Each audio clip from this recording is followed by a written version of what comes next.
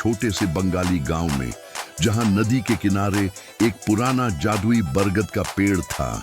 दो भाई बहन रहते थे, 4 साल का भैया और उसकी छोटी बहन बिट्टू। भैया थोड़ा चंचल था और बिट्टू कल्पनाशील थी। एक रात जब दोनों बरगद के पेड़ के नीचे खेल रहे थे, बिट्टू को एक चमचमाती हुई जादुई छड़ी मिली, जिसके ऊपर एक तारा झिलमिला रहा था।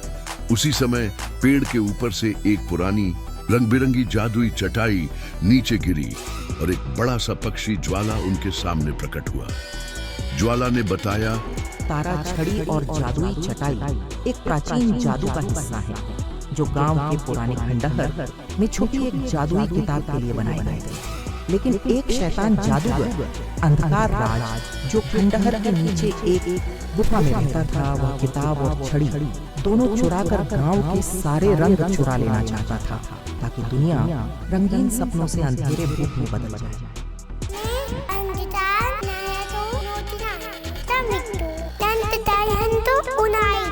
ज्वाला ने अपने नियन पंख फैलाए और कहा, मैं तुम्हारा दोस्त हूँ, चलो। चटाई हवा में उड़ चली और ज्वाला उनके साथ था।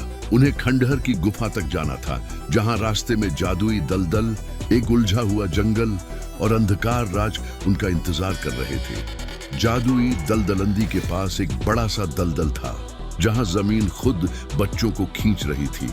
भैया ने चटाई को जोर से पकड़ा, लेकिन बिट्टू ने छड़ी उठाई और कहा, छड़ी से एक चमकती हुई रोशनी निकली और दलदल एक सुंदर फूलों के खेत में बदल गया।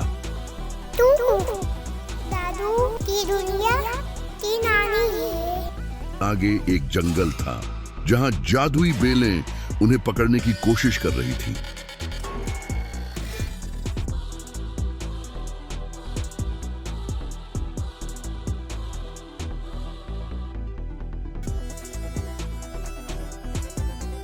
ज्वाला ने अपनी आग से बेलों को डरा दिया, लेकिन कुछ बेलें अब भी पीछे थीं।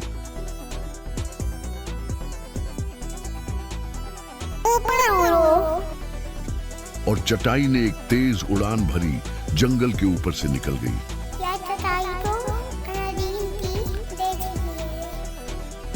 आखिरकार वे खंडहर की गुफा में पहुंचे, जहां अंधकार राज खड़ा था, एक लंबा काला साया जिसकी आंखें अंधेरे जैसी थीं। उसने अपना हाथ बढ़ाया, छड़ी और चटाई मुझे दो, वरना यह गांव रंगों के बिना मर जाएगा। लेकिन अंधकार राज ने एक जादुई अंधेरा फैला दिया, जिससे सब कुछ दिखाई देना बंद हो गया। भैया, जो चंचल था, अचानक चटाई पर चढ़कर चिल्लाया, ज्वाला! ज्वाला ने पूरी गुफा नियन आग से भर दी और अंधेरा छंट गया। बिट्टू ने छड़ी को जोर से घुमाया और तारे से एक बड़ा सा रोशनी का तीर निकला, जो अंधकार राज की जादुई किताब को तोड़ गया। किताब टूटते ही अंधकार राज एक छोटा सा काला कबूतर बनकर उड़ गया। गुफा के रंग वापस आ गए और गांव के सारे रंग और तारे फिर से चमक उठे।